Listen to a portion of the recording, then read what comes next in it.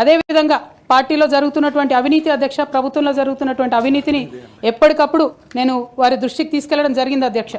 అమరజ్యోతి నుంచి మొదలు పెట్టుకుంటే అధ్యక్ష, అంబేద్కర్ విగ్రహం దగ్గర నుంచి మొదలు పెట్టుకుంటే అధ్యక్ష, సెక్రటేరియట్ నుంచి మొదలు పెట్టుకుంటే అధ్యక్ష, కలెక్టరేట్లలో కూడా తీరని అవినీతి జరిగిన మాట ముమ్మాటికి వాస్తవం అధ్యక్ష.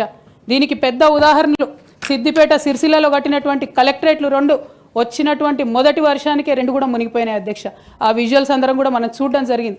ఇక సిద్దిపేటలో సిరిసిల్లలో కట్టిన కలెక్టరేట్లకే దిక్కు లేకపోతే మొత్తం రాష్ట్రంలో కట్టినటువంటి అన్ని బిల్డింగ్లు ఎట్లుంటాయన్న విషయాన్ని కూడా ఒకసారి తెలంగాణ ప్రజలు ఆలోచించుకోవాలి అధ్యక్ష.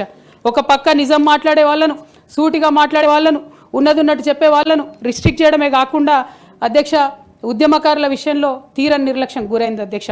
అనేక సందర్భాల్లో నేను పార్టీ నాయకులని, పెద్ద నాయకులను కూడా అనేక సందర్భాల్లో అడిగిన అధ్యక్ష. వేరే విధంగా సహకరించకపోతే, వేరే విధంగా వాళ్ళకి హెల్ప్ చేయలేకపోతే కనీసం సీఎం రిలీఫ్ ఫండ్ కింద మనిషికి 10 లక్షలు ఇద్దాం, ఎక్కడోళ్ళు అక్కడ సెటిల్ అయిపోతారు అధ్యక్ష అని కూడా అడిగినాం అధ్యక్ష. అది కూడా చేయలేదు. 43 లక్షల మందికి పెన్షన్లు ఇస్తున్నామని గర్వంగా మనం చెప్పుకుంటున్నాం. ఉద్యమకారులు కాన్స్టిట్యున్సీకి 1000 మంది కూడా ఉండరు. ఆ 1000 మందిని పట్టుకుంటే ఇంకో 1,00,000 మందికి ఎక్కువైతుంది. వాళ్ళకు పెన్షన్ ఇస్తే లాగుంటుంది, గౌరవంగా ఉంటుందని అనేక సందర్భాల్లో చెప్పినాం అధ్యక్ష.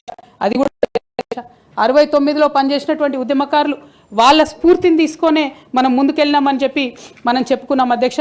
కానీ వారిని కూడా ఎన్నడూ కూడా గుర్తించలేకపోయినాం అధ్యక్ష. అదేవిధంగా విద్య విషయంలో అధ్యక్ష, మన మెయిన్ ట్యాగ్ లైన్ నీళ్లు, నిధులు, నియామకాలు అనేటటువంటి మన మెయిన్ ట్యాగ్ లైన్ ఏదైతే ఉంటుందో అధ్యక్ష, అన్నిటినీ కూడా గండుగొట్టుకుంటూ పోయినాం అధ్యక్ష. విద్య విషయంలో, నియామకాల విషయంలో, అన్ని విషయాల్లో అదే జరిగింది అధ్యక్ష.